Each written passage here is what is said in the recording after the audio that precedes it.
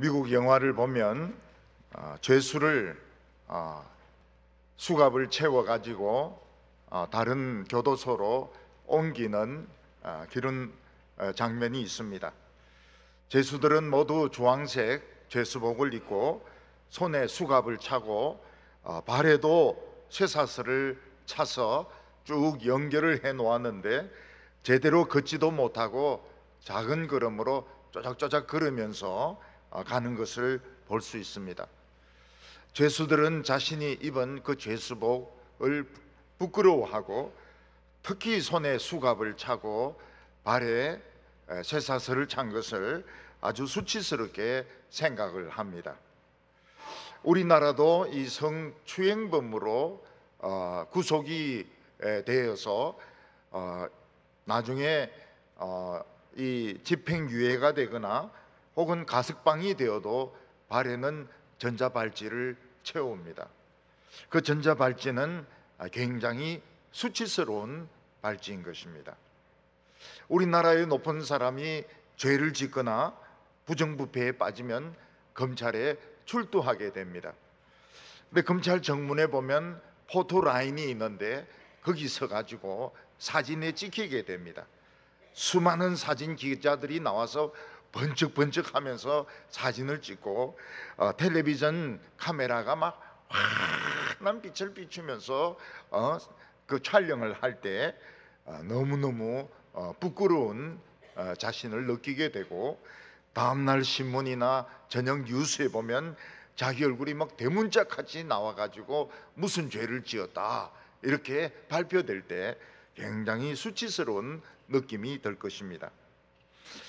이스라엘 백성들은 하나님의 기적으로 요단강을 건넜습니다. 요단강을 건넌 후 이스라엘 백성들이 해야 될 일이 무엇이겠습니까? 적의 공격을 막기 위해서 진지를 구축한다든지 아니면 좀 더 안전한 곳으로 이전을 해야 될 것입니다. 그러나 하나님께서는 이스라엘 백성들에게 도저히 이해할 수 없는 명령을 내리셨습니다. 그것은 이스라엘 백성들 전체가 저기 보는 앞에서 할례를 행하라고 하는 것입니다. 남자가 할례를 받으면 한 이틀부터는 너무너무 고통스러워서 아예 일어나거나 움직이지를 못합니다. 그때 가나안 족속들이 그냥 쳐들어와 가지고 창으로 찌르든지 칼로 찌르든지 망치로 때리든지 이러면은 이스라엘 백성들은 전멸할 수밖에 없습니다. 하나님께서는 요단강을 건넌 이스라엘 백성들에게 정말 전멸할 수도 있는 그런 일을 시키셨습니다. 그것은 바로 모든 이스라엘 남자들은 할례를 받으라 하는 것이었습니다. 오늘 첫 번째로 이해할 수 없는 하나님의 뜻입니다. 이스라엘 백성들이 기적으로 요단강을 건넌 것을 보면 정말 하나님은 살아계시며 하나님이 이스라엘 백성들을 도우시며 함께 하신다는 것을 알 수가 있습니다. 이스라엘 백성들이 하나님의 능력으로 요단강을 건넜다는 소식을 듣고 가나안 모든 족속들의 왕들은 벌벌 떨었다고 말을 하고 있습니다.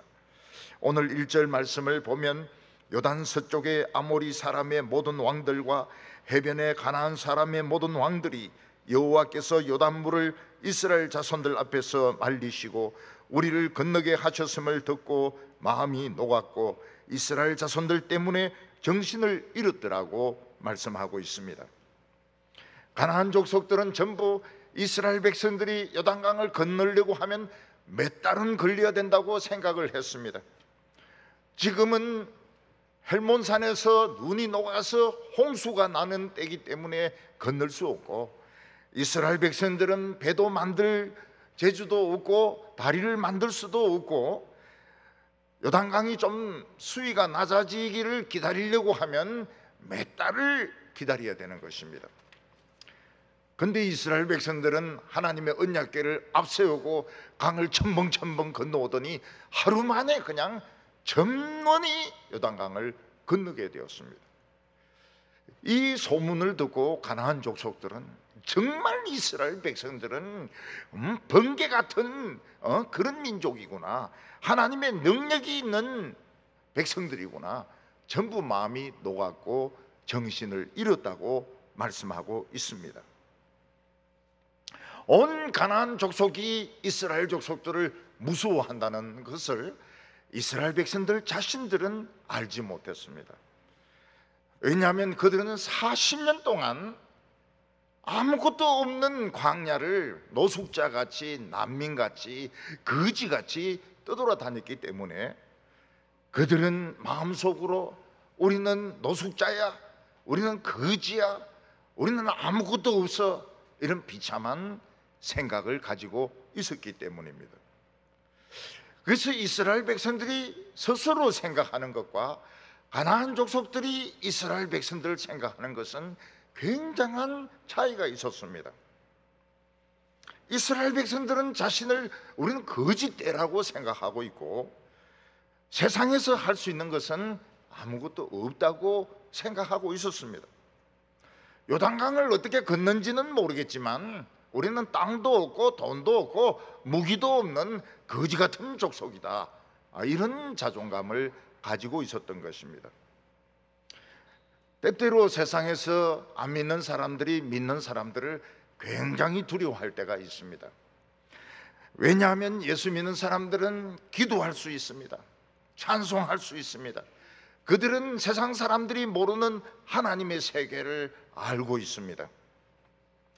그러나 우리는 우리 자신을 그런 존재로 생각 못하는 것입니다. 우리는 돈도 없고 집도 없고 직장도 없고 학벌도 없고 우리는 아무것도 아니다, 우리는 nothing이다, 할 수 있는 게 아무것도 없다는 비참한 자존감을 가지고 교회 다닐 때가 많이 있는 것입니다. 그때 하나님께서는 여호수아에게 모든 이스라엘 백성들을 그 여리고성 들판에서 할례를 행하라, 부싯돌을 가지고 할례를 행하도록 하라고 명령하셨습니다. 여기 왜 하나님께서는 하필이면 부싯돌을 가지고 할례를 행하라고 하셨을까요? 물론 그들이 청동으로 된 칼을 가지고 할례를 행하면 이 동에는 녹이 있기 때문에 염증이 생길 수 있습니다. 그러나 우리가 알 수 있는 것은 이스라엘 백성들이 출애굽할 때는 부싯돌을 쓰는 석기 시대, 아니면 잘해봐야 청동기 시대였던 것입니다. 근데 이스라엘 백성들이 40년을 광야에서 떠돌아다니는 동안에 얼마나 세상이 바뀌었는지, 세상은 그 철기를 가지고 쇠칼을 만들어서 쓰고 철로 된 병거를 타는 철기 문명으로 바뀌었던 것입니다. 이스라엘 백성들이 40년을 광야를 돌아다닌 것은 제수 3수가 아니고 40수에 해당됩니다. 40년을 광야에서 돌아다닌 동안에 세상은 너무나도 빨리 변했던 것입니다. 예를 들어서 한 3, 40년 전에만 해도 정동 타자기를 가지고 막 타자를 치면 야, 세련됐다고 이야기를 했습니다. 지금 전동 타자기 쓰는 사람 아무도 없습니다. 전부 컴퓨터 노트북으로 치고 그냥 프린트로 쫙 뽑으면은 훨씬 멋진 글이 나오게 되는 것입니다. 한번 미얀마에 있는 선교사가 수동으로 된 타자기 구해달라고 저희한테 부탁을 했습니다. 서문시장 뒤지면서 얼마나 고생을 한지 몰라요. 결국은 수동 타자기를 구해가지고 미얀마로 보냈더니 고맙다 하면서 얼마나 이 미얀마에서는 이 수동 타자기가 귀한지 모른다고 이야기를 했습니다. 지금 컴퓨터 노트북을 쓰는 시대에 미얀마에서는 수동 타자기 따닥 그걸 쓰고 있었던 것입니다. 옛날에는 우리가 전화기를 사용을 했는데 그 전화기도 비쌌습니다. 근데 지금은 전부 스마트폰을 가지고 통화도 하지만 문자도 보내고 이걸 가지고 대금 결제도 하고 비행기 예약도 하고 좌석 확인까지 하는 시대가 된 것입니다. 코로나가 퍼졌을 때 뭐 스마트폰에서 QR 코드를 꺼내 가지고 뭐 본인 확인을 하고 막 이렇게 하고 또 접종 받았거나 뭐 이런 걸 스마트폰에 막 넣었습니다. 스마트폰 없는 사람은 어디 가지도 못하는 거예요. 저는 스마트폰이 있지만 QR이 뭔지 몰라요. 또 그걸 꺼낼 줄을 모르는 겁니다. 그 어디 가든지 못 들어가요. QR이 뭔지 몰라가지고. 요즘은 전쟁을 할 때도 뭐 총을 쏘고 뭐 이러는 시대가 아닙니다. 무인기를 띄워가지고 그냥 거기서 나오는 화면을 보고 미사일을 가지고 탱크를 맞추고 뭐 상대방 본부를 공격하는 이런 시대가 된 것입니다. 이스라엘 백성들은 다른 가나안 족속에 비해서 40년 뒤진 것이 아닙니다. 한 400년 뒤진 이런 문명을 가지고 있었던 것입니다. 다른 민족들은 쇠를 가지고 칼을 만들고 병거를 만들고 투구를 만드는 때에 그들은 돌칼을 가지고 할례를 행하는 정말 너무 시대에 뒤떨어진 상황에 있었습니다. 더욱이 이스라엘 백성들이 적들이 보는 앞에서 할례를 행한다고 하는 것은 자살행위와 같았습니다. 남자들이 할례를 받고 이틀 지나면 그때부터는 막 붓고 아파가지고 움직이지를 못합니다. 그때 적들이 그냥 몰려와가지고 창으로 찌르거나 칼로 찌르거나 쇠망치로 때리거나 이러면 이스라엘 백성들은 전멸을 면할 수가 없는 것입니다. 하나님께서 이스라엘 백성들에게 요구하셨던 것은 그들이 전멸을 할 수도 있는 그런 요구를 하셨습니다. 너희들이 문명이 뒤졌으니까 너희들의 칼을 바꾸어라, 투구를 바꾸어라, 병거를 만들어라, 철기 문명을 받아들이라, 이렇게 말씀한 것도 아닙니다. 너희들 죽을 각오를 하고 하나님의 말씀에 순종을 해라는 것입니다. 근데 이스라엘 백성들 중에서 한 명도 왜 그런 지시를 합니까? 우리 다 몰 사람은 어떻게 하려고 합니까? 그렇게 질문하거나 항의하는 사람이 한 명도 없었습니다. 이스라엘 백성들은 전부 묵묵하게 여호수아 앞에 나와서 그 무칫돌 칼로 할례를 받고 집에 들어가서 아파서 드러누워 있었던 것입니다. 오늘 두 번째는 왜 하나님께서 이들에게 할례를 행하게 하셨는가 하는 것입니다. 하나님께서 이스라엘 백성들을 출애굽하게 하셨을 때 출애굽한 세대는 전부 할례를 다 받은 자들이었습니다. 이 할례를 받은 자들은 할례만 받은 것이 아닙니다. 모세의 10가지 재앙을 받죠. 홍해가 피로 변하는 것을 봤죠. 날강이 피로 변하는 것을 봤죠. 홍해가 갈라져 가지고 그들은 홍해를 걸어서 건너고 애굽 군병들은 몰살당하는 것을 보았습니다. 그들은 애굽의 뛰어난 문명을 보았고 애굽의 많은 피라미드를 본 그런 식견이 있는 사람들이었습니다. 그들은 정통 이스라엘입니다. 할례를 받았죠. 홍해를 건넜죠. 정통 이스라엘 백성들이었습니다. 그러나 이스라엘 백성들 중에서 출애굽한 후에 태어난 아이들은 막 길에서 태어났기 때문에 할례를 받을 시간적인 여유가 없었습니다. 계속 움직이고 있으니까 엄마가 그냥 길에서 그냥 쪼그리고 앉아서 아기를 낳았던 겁니다. 그래서 그들은 할례를 받을 수가 없었습니다. 그래서 이스라엘은 두 부류가 같이 섞여서 다니고 있었는데 어른 세대는 뭡니까? 전부 할례를 받았고 10가지 재앙을 받았고 모세의 율법 그 불 가운데서 모세의 돌비를 받았고 홍해가 갈라지는 것을 본 아주 기적을 체험한 정통 이스라엘 백성들이었습니다. 그러나 그 출애굽한 후에 태어난 이 세대는 그냥 길바닥에서 태어난 애들이에요. 얘들은 할례도 받지 못하고 애굽의 문명도 보지 못하고 홍해가 갈라지는 것도 보지 못하고 10가지 재앙도 보지 못하고 뭐 보고 들은 것이 아무것도 없는 그런 세대였습니다. 그래서 어른 세대는 젊은 아이들 세대를 늘 무시하고 업신여겼습니다. 너희들은 할례도 받지 못했지, 애굽의 어마어마한 피라미드도 못 봤지, 10가지 재앙도 못 봤지, 홍해가 갈라지는 것도 못 봤지, 시내산에 막 불 붙는 가운데 돌비 받는 것도 못 봤지. 너희들은 진짜 이스라엘이 아니야. 너희들은 길바닥 인생이라고. 너희들은 가치 없는 인간들이야. 너희들 가나안 땅 가면 다 노예가 되고 말 거야.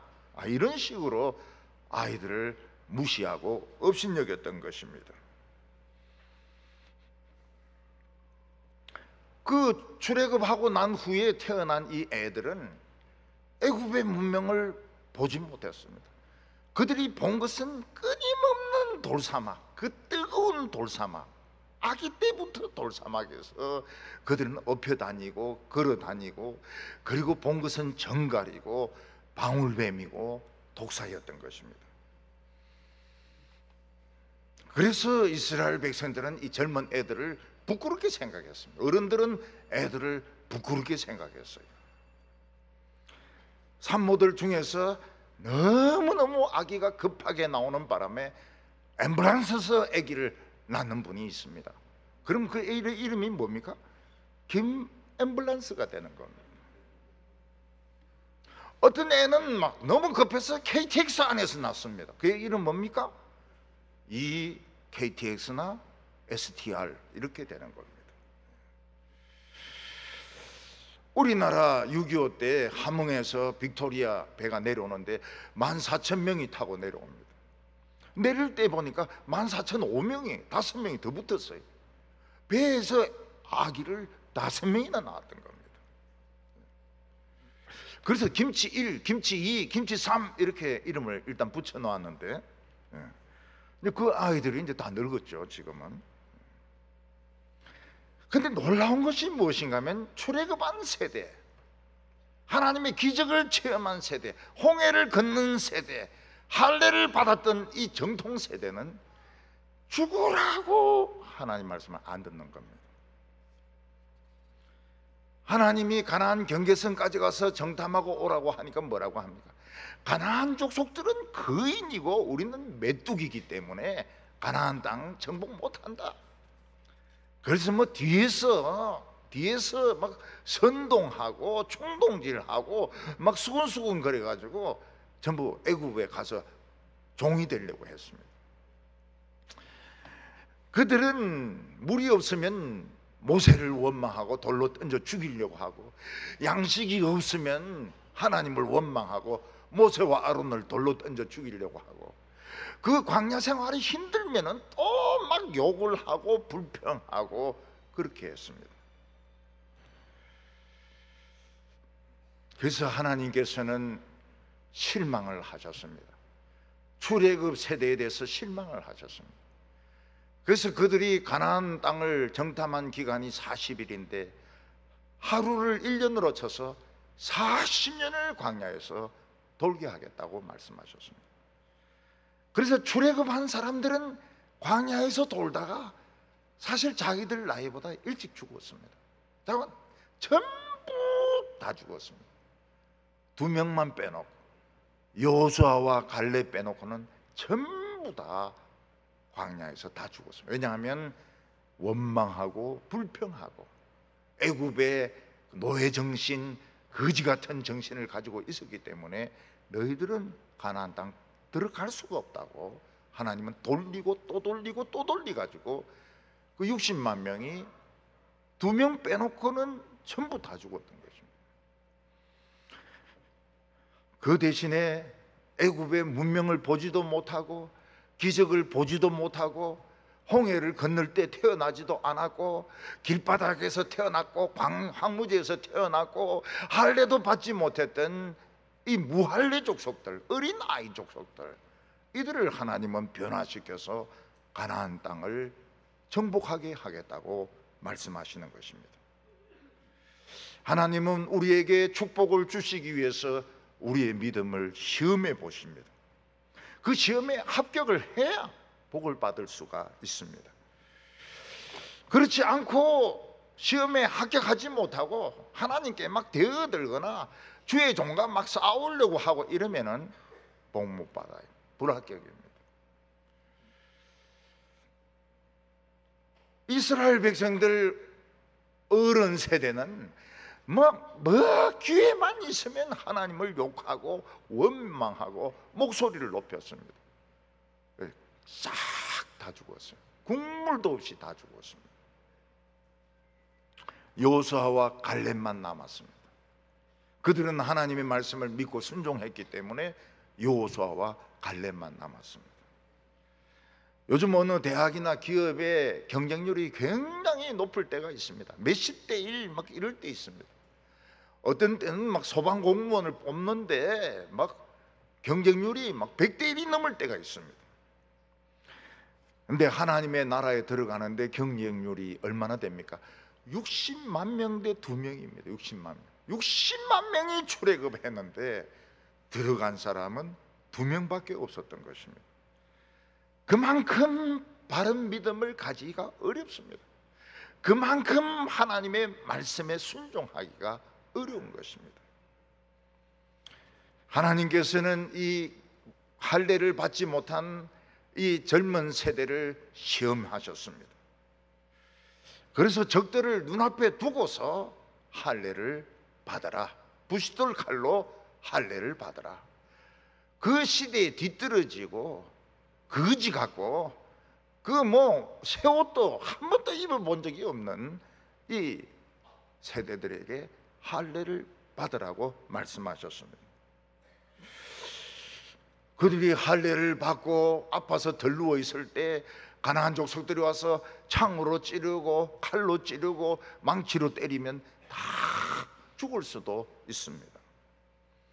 근데 이 젊은 세대는 한마디 말도 안 합니다. 하나님께 왜 그렇게 하느냐고 질문하거나 여호수아에게 대들지 않고 묵묵하게 여호수아 앞에 나와서 전부 할례를 받고 자기 텐트에 가서 들어누워서 이 상처가 낫기를 기다렸던 것입니다. 그 이유가 무엇일까요? 그들은 목숨 걸고 하나님의 말씀을 믿었습니다. 그러니까 어떤 결과가 나타납니까? 가나안 족속들이 아무도 공격을 못하는 거예요. 이들이 무서워가지고 지금 아파서 덜 누워 있는데도 불구하고 공격하는 가나안 족속이 없었습니다. 그리고 하나님께서 드디어 말씀하셨습니다. 그게 뭔가 하면 너희들이 적을 눈앞에 두고 죽는 것을 두려워하지 않고 할례를 받았기 때문에 이제는 애굽의 종이라는 딱지, 종의 자식이라는 딱지, 그거 오늘로 다 떨어져서 굴러가 버렸다고 말씀하셨습니다. 9절에 보면 여호와께서 여호수아에게 이르시되 내가 오늘 애굽의 수치를 너희에게서 떠나가게 하셨다 하셨으므로 그곳 이름을 오늘까지 길갈이라 하였느니라. 이 무식한 할례 받지 못한 이 젊은 애들은 그냥 하나님의 말씀을 믿었습니다. 단순하게 믿었습니다. 그 믿으면 죽을 수도 있습니다. 그렇지만 적을 눈앞에 두고서 하나님의 말씀에 순종해서 할례를 받았을 때 너희들이 이제 진짜로 애굽의 노예 딱지가 떨어졌다고, 애굽의 죄수 딱지가 떨어졌다고 말씀하시는 것입니다. 그동안 하나님이 이스라엘 백성들 보기에는 노예 근성, 거지 근성, 못된 근성을 버리지 못하고 그냥 기회만 있으면 하나님께 원망하고 욕하고 이러는데 전부 손에 수갑을 차고 발에 쇠고랑을 차고 질질 끌리면서 40년을 돌아다니고 있었던 것입니다. 그런데 이 젊은 세대, 무식한 세대가 그냥 하나님의 말씀에 아무 반항도 하지 않고 그냥 묵묵하게 순종했을 때 하나님은 뭐라고 말해? 이제 진짜 너희들은 하나님의 자녀가 되었다. 애굽의 죄수옷, 죄수 번호, 수갑, 그리고 발에 찼던 쇠고랑 다 굴러가 버리고 오늘부터 진짜 하나님의 백성이 되었다고 말씀하셨습니다. 그래서 그 장소 이름을 길갈이라고 불렀는데, 길갈은 우리말로 번역하면 떼굴떼굴이란 뜻입니다. 그들의 죄수복, 노예옷, 수가 전부 떼굴떼굴 굴러가 버리고 그들은 오늘로 진정한 석방을 받았고 오늘로 진정한 자유를 얻었다고 말씀하셨습니다. 이스라엘 백성들은 죽을 수도 있는데 하나님의 말씀에 순종했을 때 어떤 결과가 나타났습니까? 그들이 한평생 끌고 다니던 노예의 근성, 거지의 근성, 죄의 근성, 이게 다 굴러가 버렸던 것입니다. 우리가 이 교회 생활 하다 보면은 사회적인 지위가 높습니다. 뭐 교수고 의사고 돈도 많아요. 근데 본성은 보면 안에는 거지가 들어있고 노예가 들어있고 속에는 보면 옛날 그 가난할 때 생각을 버리지 못하고 있는 것을 볼 수 있습니다. 할머니들 중에는 요즘도 다른 사람이 화장실에 앉아있으면 불 끕니다. 전기값 올라간다고 해서. 근데 이제는 이제 화장실을 어둡고 컴컴한 데서 있어야 됩니다. 전기값이 이제 올라가기 때문에. 그 옛날에 그 1.4 때 피난했던 거, 그리고 막 굶었던 거, 그건 이제 벗어버리지 못하고 아직까지 하나님을 불신하고 아직까지 거지 같은 노숙자 같은 이런 본성을 가지고 있는 경우가 많아요. 그래서 말을 해보면 자기 뜻에 안 맞으면 막 혈기를 부립니다. 막 욕이 튀어나옵니다. 안 믿는 사람처럼 막 화를 내요. 그러나 이 젊은 세대들은 말이 없었습니다. 묵묵하게 하나님의 말씀에 순종했습니다. 그때 하나님께서 뭐라고 말씀하십니까? 너희들은 오늘부터 진정한 자유인이 되었다. 이제부터 노예의 옷은 다 벗겨졌다고 말씀하시는 겁니다. 우리가 세상에서 성공하는 것도 중요하고 학생들이 좋은 성적을 받는 것도 중요하지만 더 중요한 것은 우리가 하나님의 말씀에 죽을 각오를 하고 순종해서 하나님의 자녀가 되는 것, 우리의 문명을 바꾸고 세상 것을 받아들이는 것보다 더 중요한 것이 바로 하나님의 말씀에 묵묵하게 순종할 때 진정한 하나님의 자녀로서 우리는 확인을 받게 되는 것입니다. 오늘 세 번째, 이스라엘 백성들의 미래는 어떻게 되느냐 하는 것입니다. 이스라엘 백성들은 광야 40년 동안 하늘에서 내리는 만나라고 하는 음식을 먹었습니다. 이름은 만나지만 그렇게 맛있지는 않았던 것 같아요. 구워 먹거나 삶아 먹거나 볶아 먹거나 만나는 그냥 만나였습니다. 근데 이 만나마저도 요단강 건너기 전까지만 딱 내리고 요단강을 건넌 후부터는 이제 만나가 내리지 않았습니다. 이스라엘 백성들은 돈도 없고 직장도 없고 가지고 있는 양식도 없는데 어디서 먹을 것을 구하겠습니까? 그때 하나님께서는 눈앞을 보라. 눈앞에 보니까 밀밭이 막 쫙 뻗어져 있는데 밀이 익어가지고 막 바람에 흔들리고 있었습니다. 하나님께서는 이스라엘 백성들에게 저 밀을 추수해서 저거 가지고 빵을 만들어 먹고 저거 가지고 볶아 먹으라고 말씀을 했습니다. 그 앞에 있는 밀은 여리고 사람들이 심어 놓은 것인데 그거 잘라 먹으면 도둑놈 되는 거 아닙니까? 남이 심은 거 잘라 먹으면 이스라엘 백성들은 전부 도둑놈 되는 거 아닙니까? 근데 하나님은 뭐라고 말씀하십니까? 내가 책임질 테니까 너희들은 걱정하지 말고 그거 잘라가지고 빵에 먹고 볶아 먹어라. 그러면서 무슨 말씀을 하십니까? 너희들이 짓지 않은 집에서 살 것이요 너희들이 심지 않은 과수원을 가질 것이며 너희들이 파지 않는 우물에서 물을 길어 먹을 것인데 전부 하나님이 주시는 선물이라고 말했습니다.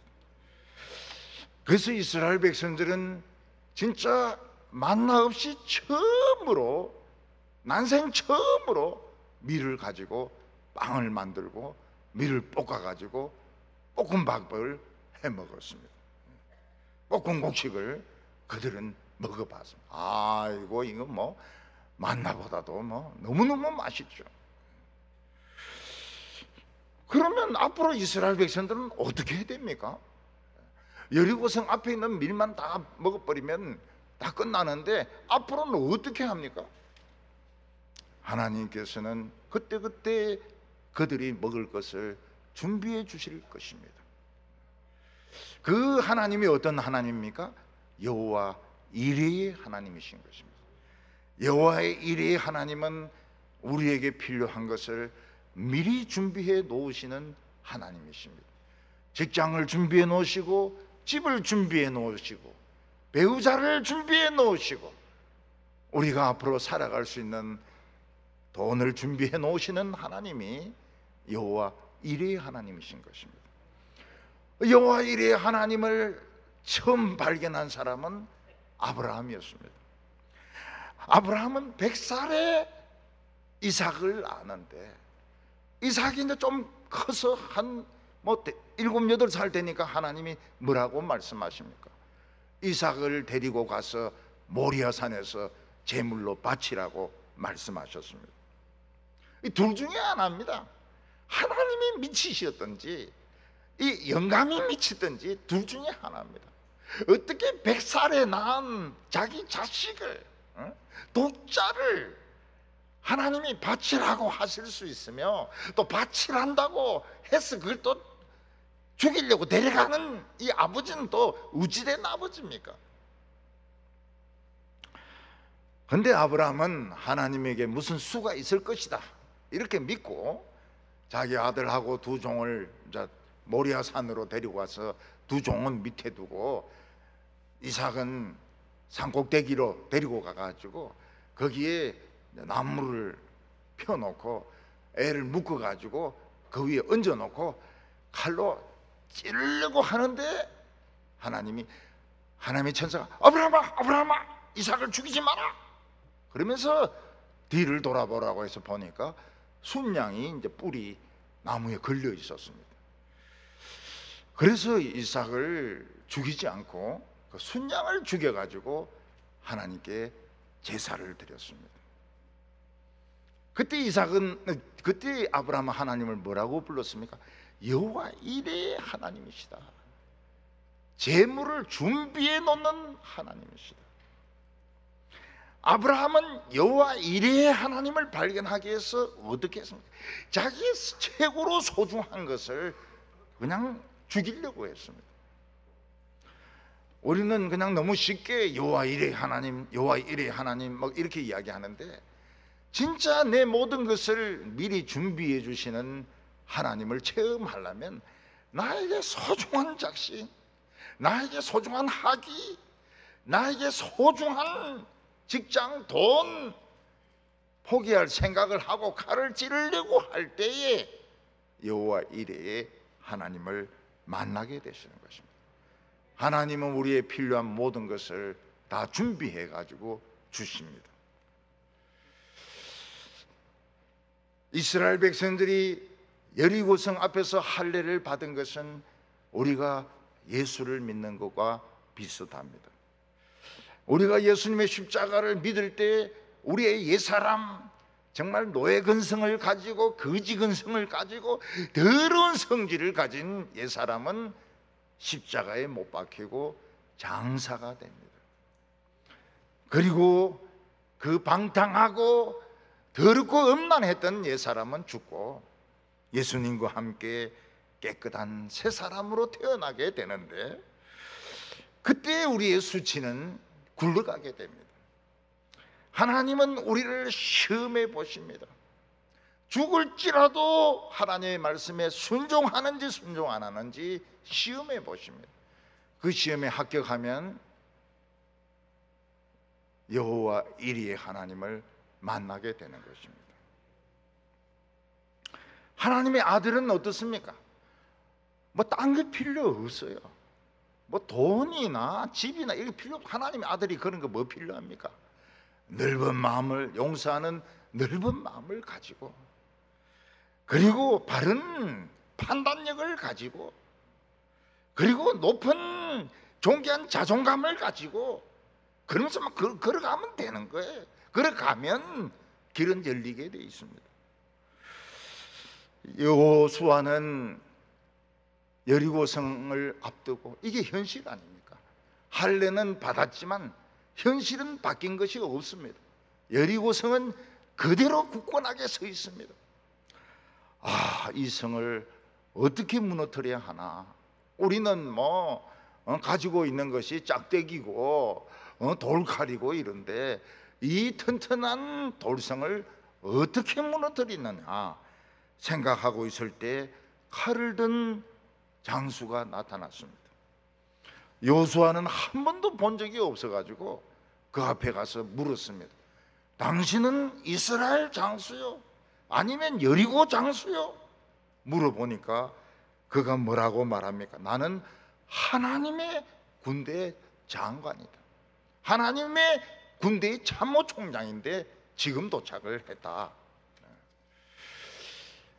여호수아의 눈에는 보이지 않지만 하나님의 천군 천사들이 싸우려고 수도 없이 거기에 몰려들어 있었던 것입니다. 여호수아는 하나님의 군대 장관에게 저에게 무슨 말씀을 하시겠습니까? 그러니까 군대 장관이 내가 선 곳은 거룩한 곳이니 발에서 신을 벗으라고 말을 했습니다. 가나안 땅은 거룩한 땅이 아닙니다. 미신과 음란이 가득한 곳입니다. 그러나 하나님의 백성이 밟고 있는 그 땅은 이제 거룩한 땅입니다. 발에서 신을 벗는다고 하는 것은 하나님의 종이 되는 것입니다.